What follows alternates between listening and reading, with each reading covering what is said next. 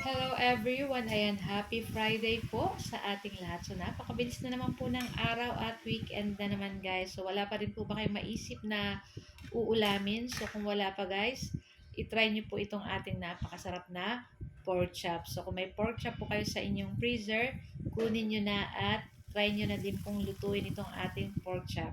So yan na nga yung ating pork chop dyan guys. Binabad na natin sa inasina na po natin at nilagyan natin ng pamintang durog. Tapos lamas-lamas lang natin yung asin at paminta dun sa ating pork chop para manuot hanggang sa loob yung lasa na nitong ating uh, asin at paminta sa ating pork chop. So siguro binabad ko lang siya ng mga 2 hours. Ayan. Tapos after nyan guys, syempre magpainit na tayo nitong ating kawali at maglagay na tayo ng katamtamang dami ng mantika. Hindi naman po kailangan masyadong madami kasi hindi naman natin i-deep fry itong ating pork chop. So, lulutuin lang po natin iyan ng side to side hanggang mag-golden brown. So, pag ganito guys, nakikita nyo, nagba-brown-brown na. Ayan. So, pwede na rin po natin yan hanguin.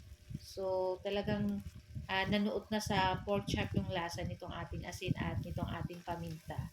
So, ahunin na natin itong ating first batch. Sunod na rin po natin yung ating second batch dyan. So, mamaya po gagamit tayo ng um, mushroom, tapos all-purpose cream. Ayan. So, yan lang po yung ating mga ingredients na ilalagay po natin dito sa ating pork chop. So, yan na nga at lutuin naman natin itong ating second batch na pork chop. Ayan. So, hinati ko lang guys yung ating pork chop kasi medyo malalaki yung paka-slice ng pork chop natin. So, ayan na nga at baliktarin na rin po natin yan. Ayan, nabibilot na naman tayo guys.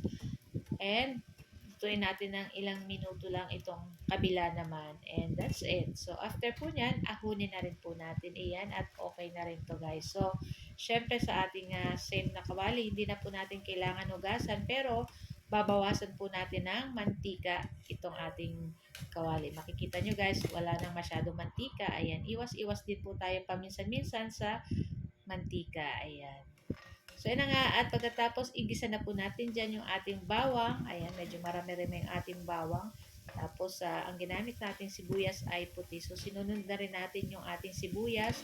Hintayin lang natin lumabas yung bango nitong aromatic nitong ating bawang at sibuyas. Pagkatapos, ay ilagay na rin po natin dyan yung ating mushroom na slice na siya guys. Yung nasa lata. Tapos, ilagay na rin po natin itong ating pork chop. Ayan. Tapos, syempre, palalambutin pa po natin itong ating pork chop. So, maglalagay po tayo ng 2 basong tubig. At lulutuin po natin iyan sa katamtamang lakas ng apoy. Pero before that, maglalagay muna tayo ng pampalasa ng 1/4 cube saka konting soy sauce. Ayan. Tapos, maglagay tayo ng 1 teaspoon na sugar and then tatakpan lang natin at lutuin natin mga 20 to 30 minutes. At pag malambot na, katulad po nitong ating pork, malambot na yung ating pork chop dyan, saka po tayo maglalagay nitong ating all-purpose cream. Isang cup lang. Ayan. Tapos, lutuin lang po natin yan ng ilang minuto pa at iyan na nga guys. So, luto na. At ito po ang ating video today. Thank you for watching.